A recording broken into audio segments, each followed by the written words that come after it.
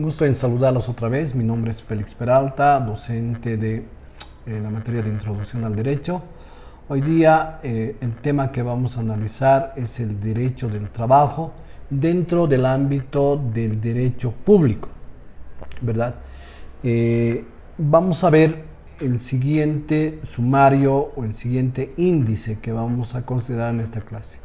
Primero, el trabajo en la Edad Media, el trabajo en la Edad Moderna, la revolución industrial, el concepto del derecho del trabajo y el contrato colectivo del trabajo. En primer lugar, tenemos que remontarnos un poco a lo que se entendía o se consideraba el trabajo en la Edad Media.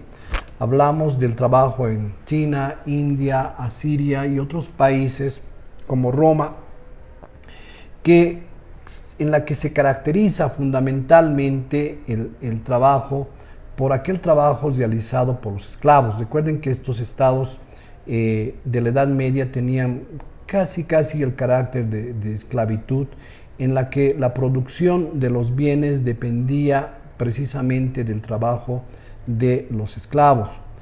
Y claro, en la Edad Media el trabajo de campo estaba en manos del siervo, recuerden, de los señores feudales, donde el siervo se encontraba adherido a la gleba o a la tierra como tal, y sin poder adquirir el siervo de la gleba una propiedad como tal. Estaba obligado prácticamente a trabajos humillantes y en los que prácticamente la vida y los bienes dependían del señor feudal en relación al siervo de la gleba. En las ciudades se desarrollaba el régimen corporativo, básicamente, que fue explicado por Roberto Pérez Patón bajo este siguiente relato, que el propio profesor Moscoso destaca en su libro de Introducción al Derecho. Señala lo siguiente: las corporaciones gremiales eran propiamente asociaciones de artesanos del mismo oficio, residentes en la misma villa, especie de sindicatos obligatorios puramente patronales, dirigidos por autoridades de su propia elección. Los obreros o compañeros permanecían al margen de la asociación y se hallaban prohibidos de asociarse entre sí. No eran admitidos al rango de maestros, sino a la voluntad de los miembros del gremio, y debían permanecer, entre tanto, bajo la completa dependencia de sus empleadores. Un rasgo saliente de la corporación es que ejercía un monopolio riguroso de fabricación y de venta, monopolio resultante de la aprobación de sus estatutos y reglamentos, tanto por el municipio local como por la autoridad señorial o real. En virtud de este privilegio, nadie podía fabricar libremente fuera de la corporación sin antes haber ingresado al gremio y pasado por las difíciles etapas del aprendizaje y del compañerismo. Todo producto elaborado fuera de los gremios era confiscado y el autor castigado hasta la pena de muerte. Los reglamentos determinaban con minuciosidad los detalles, procedimientos de fabricación, la medida de la obra, la cantidad de materia prima a emplearse, el peso y la forma. Las infracciones eran castigadas, había inspectores nombrados por los mismos gremios que recorrían constantemente los talleres y vigilaban el cumplimiento de la reglamentación del trabajo, confiscando los productos mal elaborados o hechos con fraude de sus prescripciones. Los reglamentos variaban mucho de una ciudad a otra, de un lugar a otro en el mismo país. Un maestro difícilmente podría abrir un taller o encontrar acogida fuera del gremio en su ciudad. Un compañero tampoco podía trasladarse a otro lugar y buscar otro trabajo, pues tendría que comenzar allí el aprendizaje. Debía pues soportar la sujeción al maestro y al gremio ya conocidos. ¿Qué pasa entonces en la Edad Media? Vean ustedes, se destaca acá lo siguiente: ese trabajo gremial estaba sometido a ciertas características, a ciertas reglamentaciones. Primero, en cuanto a la calidad del trabajo, a las características que debería tener el trabajo, ¿verdad? La prohibición que se encontraban para los compañeros o trabajadores que estaban reunidos en un gremio, ¿verdad?, de realizar otro trabajo de manera independiente o de realizarla en otro lugar. Para volver a realizar en otro lugar, tendrían que volver a comenzar. En esta época se habla, por ejemplo, de los aprendices, ¿no? El aprendiz era el que iniciaba su trabajo bajo la responsabilidad del maestro. Esto era un proceso que debería durar un determinado tiempo y recién adquiría la característica de maestro. Entonces, esta forma corporativa de trabajo que existía tenía estas características. Pero además de ello, como dice este propio relato, ¿verdad?, estaban sujetos a ciertos reglamentos. Estos reglamentos tenían carácter estricto, que, reitero una vez más, tenían que ver con las características específicas de la realización del trabajo. En otras palabras, este trabajo en la Edad Media tenía estas características más bien, y era casi de característica cesada. Y por lo tanto, esta característica no permitía, si ustedes quieren, un trabajo individual, un trabajo desarrollado. En otras palabras, existía lo que se viene a denominar una especie de apropiación de la fuerza del trabajo del obrero o del compañero. Y claro, por supuesto, no existía la posibilidad de realizar un trabajo para beneficio propio con estas características. Luego de esta característica de la Edad Media surge la Edad Moderna y la Revolución Industrial. Vean ustedes que acá en la Edad Moderna y la Revolución Industrial es la época de la iluminación, como se conoció en la historia, y por supuesto las características van cambiando. ¿Por qué? Porque existen nuevos descubrimientos, se descubre la rueda, se descubre, ¿verdad?, el tren a vapor. En otras palabras, el mundo se va ampliando en cuanto a sus fronteras, y por lo tanto la revolución industrial supone un cambio de la Edad Media, de las características que tenía la Edad Media, a una forma de trabajo diferente. Y acá surge verdaderamente el trabajo como una especie de mercancía. Carlos Marx ya hablaba respecto a la fuerza del trabajo, a las relaciones sociales de producción y a las fuerzas productivas. Las relaciones sociales de producción aquí cambian, ¿verdad? Ya no son, ya no existía, ¿verdad?, una relación entre siervo, ¿verdad?, y el señor de la gleba, cuyo fundamento se encontraba en la propiedad de la tierra. Acá más bien ya se plantea una relación diferente en relación a las fuerzas productivas. Tenemos un trabajador y tenemos un empleador, propiamente dicho así, como un capitalista, y ahí surge el concepto de la burguesía, donde el burgués viene a ser el dueño de las máquinas o de los medios de producción, ¿verdad? Y tenemos también el trabajador, que viene a ser en este caso el obrero.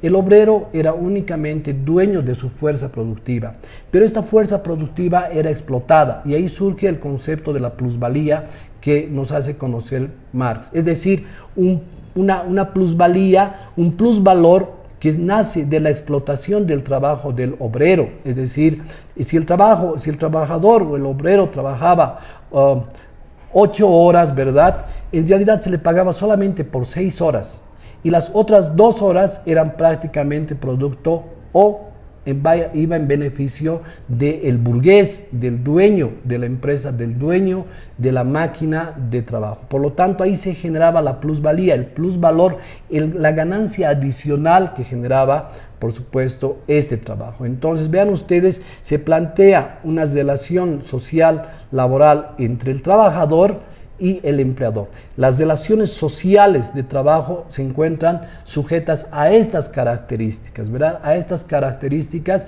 y por supuesto las fuerzas productivas van en función del trabajador y algunos medios de producción que eran, repito una vez más, de propiedad del burgués o del capitalista, que era dueño de esta propiedad, y surge estos criterios de la revolución industrial, como lo tenemos manifestado, ¿verdad?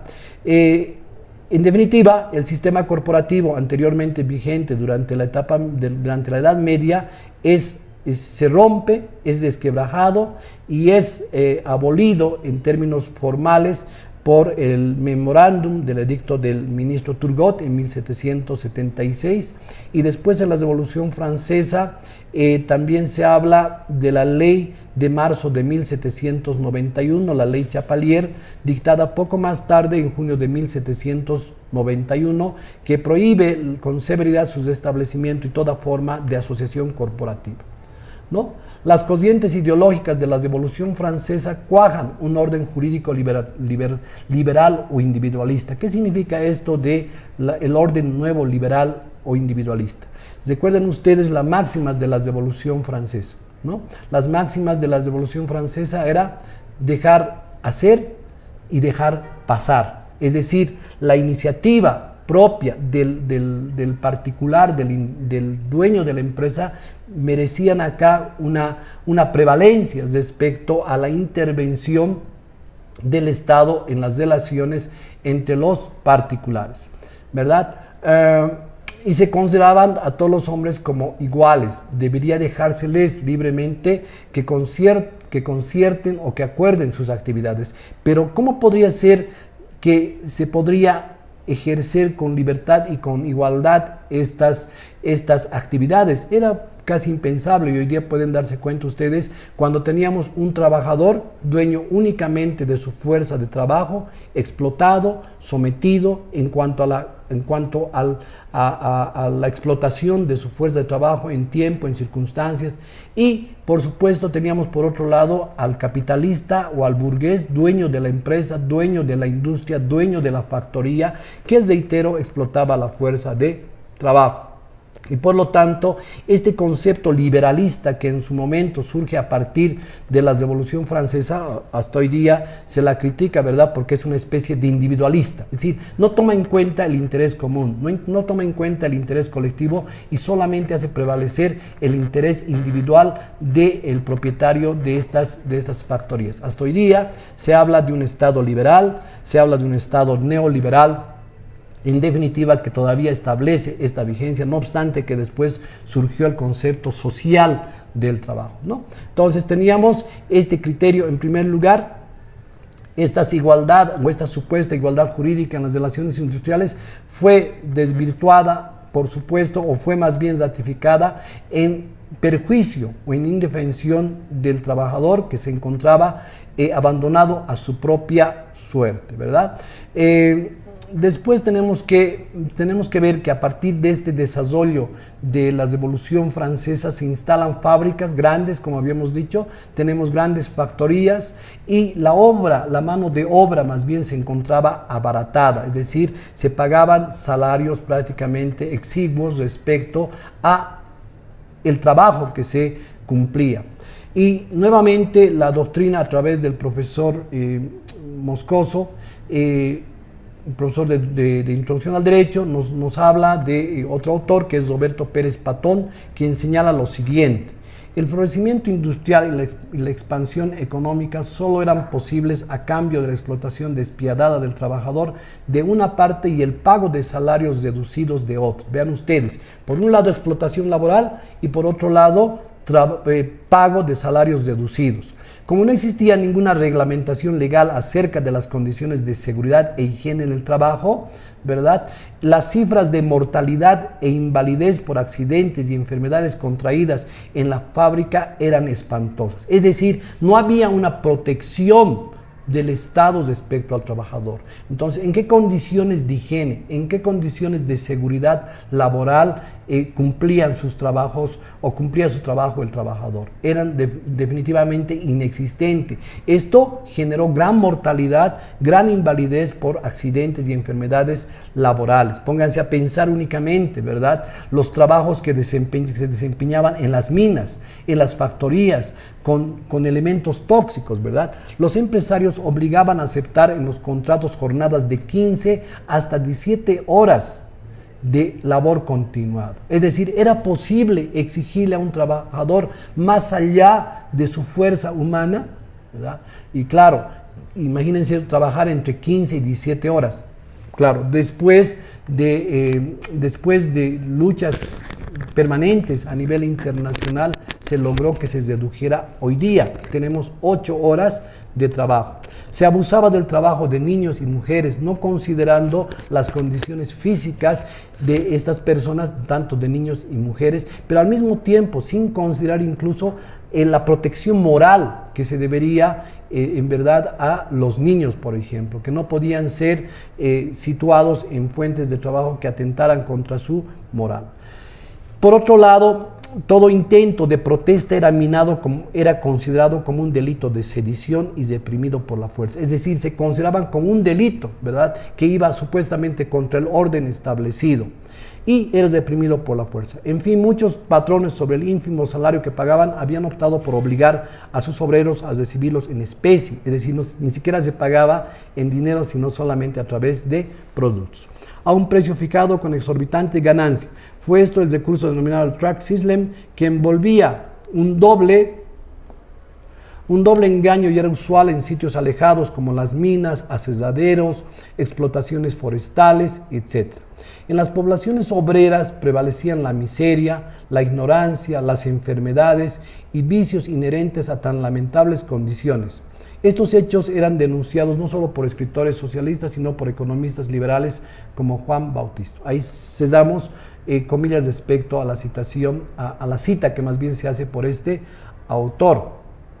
Ya a mediados del siglo pasado, siglo XIX estamos hablando, la reacción ya era muy intensa y el Estado tuvo que abandonar su actitud más bien impasible de espectador y tuvo que intervenir fundamentalmente para regular el exceso de horas de trabajo que era verdaderamente de explotación, y por otro lado tenía que regular la explotación laboral que se ejercía sobre niños, por ejemplo, sobre mujeres. Vean ustedes, estamos hablando de horas extraordinarias, estamos hablando de días extraordinarios de trabajo y estamos hablando de trabajos forzados, incluso en relación a niños y mujeres que no tenían la misma fuerza para realizar. Y las faenas más duras y pesadas, como lo tengo manifestado, ¿verdad?, se realizaban en las minas. Y estas resueltamente deberían reglamentarse de alguna manera. Y el Estado ingresa recién a tratar de reglamentar de alguna manera este trabajo que se realizaba de manera altamente de explotación, ¿no? Entonces, de esta manera es que se trata de prevenir el abuso y se procura un mejoramiento material, intelectual y espiritual de las mayorías de la población en estas condiciones laborales, ¿sí? Ahora bien, vamos a hablar un poco ahora de lo que se dice respecto al concepto del derecho del trabajo. ¿Y qué se entiende como el derecho del trabajo? El derecho del trabajo es el conjunto de normas que regulan fundamentalmente o que exigen fundamentalmente el contrato de trabajo. Hoy día tenemos una ley general del trabajo, tenemos un código procesal del trabajo que va a regular todo ello ya en la actualidad. Que este contrato de trabajo va a regular fundamentalmente el tema, por ejemplo, de las condiciones de trabajo. El derecho del trabajo ya no va a ser como un derecho privado, sino más bien va a entrar dentro del marco o el ámbito del derecho público, ¿verdad? Y va a surgir un concepto de la irrenunciabilidad de los derechos laborales. ¿Qué significa la irrenunciabilidad de los derechos laborales?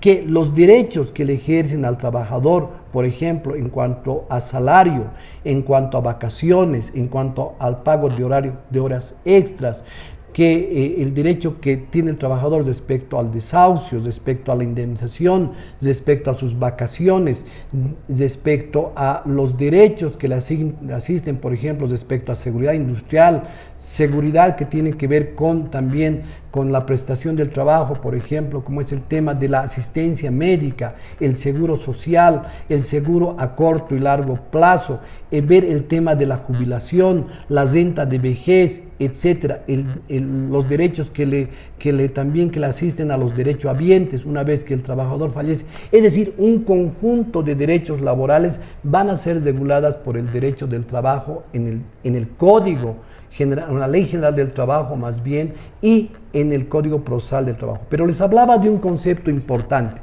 que es el concepto de la irrenunciabilidad. La irrenunciabilidad tiene que ver con ese derecho que tienen los trabajadores, ¿verdad?, de no en ningún momento, bajo ninguna circunstancia, desdenunciar a esos derechos. Esos derechos le asisten al trabajador de manera absoluta, irrenunciable. Es más, incluso vean ustedes que en materia procesal laboral rige la inversión de la prueba. ¿Qué significa la inversión de la prueba? Significa que cuando un trabajador va a solicitar el pago de un desahucio, de una indemnización, ¿verdad? El trabajador no tiene que demostrar absolutamente nada. El que tiene que demostrar es el empleador. ¿Por qué tiene que demostrar el empleador? Porque se supone que él es el encargado de los documentos, ¿verdad? De aquellos elementos que se tienen como prueba, por ejemplo, planillas de salarios, por ejemplo, descuento por seguro, ¿verdad? Pago de vacaciones, si es que no hubiera gozado de las vacaciones respectivas, ¿verdad? Entonces, todo esto ha ido regulándose en lo que viene a ser el contrato de trabajo, las normas que rigen el contrato de trabajo. Ahora bien, el contrato de trabajo, por otro lado, se dice que puede ser a través de un acuerdo expreso o tácito, escrito o verbal. Así lo establece el Código Procesal del Trabajo, la Ley General del Trabajo también, por otra parte. Este acuerdo expreso o tácito, en virtud del cual una persona realiza obras o presta servicios por cuenta propia bajo su dependencia a cambio de una remuneración. Vean ustedes, acá hay tres elementos que tomar en cuenta en el contrato de trabajo. En primer lugar, la prestación de trabajos, es decir, que el trabajador va a realizar ciertas actividades, cierto despliegue de energía laboral, por ejemplo, en una construcción, ¿verdad? Entonces, ese es el trabajo que debe de realizar el trabajador. Pero ¿bajo qué características? Bajo la característica de dependencia. ¿Qué significa la dependencia? Significa cumplir con ciertos horarios, significa cumplir con ciertas directrices que dé el empleador o patrono, como en algún momento se lo llamó, ¿verdad? El empleador debe, o tiene el derecho más bien, de dar ciertas directrices al trabajador. Esas condiciones de horario tienen que ser establecidas, de requisitos, de características deben ser establecidas por el empleador. Y por otro lado, ¿verdad? El trabajador va a recibir a cambio una remuneración, un pago por el trabajo que éste vaya a realizar, ¿verdad? Entonces, trabajo, condiciones de trabajo bajo la dependencia del empleador y la remuneración son tres elementos fundamentales que se deben establecer en un contrato de trabajo que ya lo dije, establece derechos de carácter irrenunciable, ¿no? Por otro lado, se puede hablar también de la denominación que se da en este contrato de trabajo, ¿verdad? El patrono, el empleador, por un lado, y por otro lado se habla también de aquella persona que va a prestar, o por lo menos esto decía la doctrina, que va a prestar un trabajo, ¿no? Se hablaba, por ejemplo, de un obrero quien realizaba actividades manuales, básicamente centrados en la fuerza física del trabajador. Pero por otro lado, se hablaba del empleado. El empleado básicamente caracterizado por un desarrollo o un desenvolvimiento de una energía intelectual, fundamentalmente, que debía desarrollar este empleado, ¿verdad? Entonces, vean ustedes que son algunos elementos que se deben tomar en cuenta a tiempo de establecer estas características que vienen a ser de el empleador, por un lado, o patrono, por un lado, y obrero o empleado, por otro lado. Y finalmente van a ver ustedes que existe una intervención del Estado respecto a la dictación de normas que establecen derechos y obligaciones del empleador o del empresario y derechos y obligaciones que surgen para el obrero o para el empleado. Pagar, por ejemplo, de forma puntual el salario, ¿verdad? Tiene que establecer o un tiempo a destajo o un trabajo a destajo, más bien por el trabajo que se va a realizar. Por ejemplo, en la construcción se realizan trabajos por obra, ¿no? Por un tiempo determinado, pero se habla por obra. Entonces, y los trabajos nocturnos, el trabajo realizado por las mujeres, por los niños, los días de descanso semanal, vacaciones pagadas, protección a la maternidad, que ya lo tengo manifestado, formas de extinguir las relaciones de trabajo. Por ejemplo, ¿cuándo se extingue las relaciones de trabajo? Por abandono del trabajador, por asistir, son faltas en estado de ebriedad, asistir o faltar a su trabajo entre 3 y 6 días, que lo establece el Código Procesal del Trabajo, revelar secretos profesionales, por ejemplo, de la empresa, que constituyen otro elemento que debe ser considerado por el trabajador en este caso. Y también se habla del despido intempestivo. En realidad, el contrato de trabajo debe establecer cierta regulación, ciertos elementos para que se rescinda o concluya, ¿verdad?, un contrato de trabajo. ¿Cuándo estamos hablando de ello?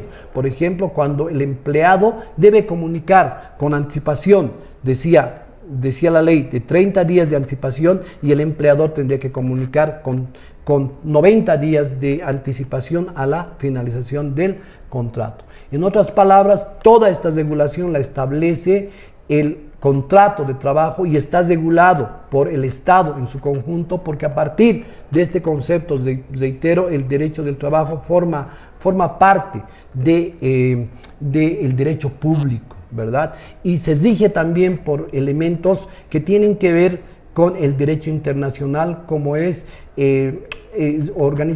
como es la Organización Internacional del Trabajo, que tiene un pacto en materia laboral, que es el Pacto 69, que rige precisamente estos elementos. Y finalmente se habla del contrato colectivo de trabajo. ¿Cuál es el contrato colectivo de trabajo? Vean ustedes, ante la desigualdad que existía entre un empleador y el poder que tenía el empresario, ¿verdad?, tenemos el surgimiento del sindicato. El sindicato es corporativo, el sindicato es de varios trabajadores que van a aunar esfuerzos en función de sus derechos, en función de sus necesidades, de sus pretensiones. Por ejemplo, estos derechos que fundamentalmente hoy día se han hablado, que tienen que ver con el salario. Se hablaba en algún momento del salario mínimo y a escala móvil, se hablaba, ¿no? Nosotros tenemos organizaciones sindicales, por ejemplo, en el país grandes, que defienden los intereses laborales, como era la Central Obrera Boliviana. Hoy día, en la actualidad, se cuestiona mucho estos roles de la Central Obrera Boliviana, por ejemplo, o algunos sindicatos, porque pareciera que estuvieran alineados más bien a un interés que es diferente, por ejemplo, que son los intereses del gobierno, eventualmente. Pero esto es un tema político. Sin embargo, se establece que pueden estar en entredicho la defensa de estos derechos laborales, no solamente el tema salarial, mejores condiciones de vida, ¿verdad?, vivienda para los trabajadores, mejor salud para los trabajadores, establecer el verdadero derecho que tienen los menores y las mujeres, por ejemplo, en estado de embarazo. Las mujeres de estado de embarazo tienen más bien un derecho durante el proceso de gestación, derecho a la inamovilidad laboral durante los primeros 2 años que tiene el recién nacido, el posparto. Entonces, son un conjunto de derechos que tiene la finalidad de establecer este sindicato y defenderlos a cabalidad. Bien, por este momento es todo. Muchas gracias.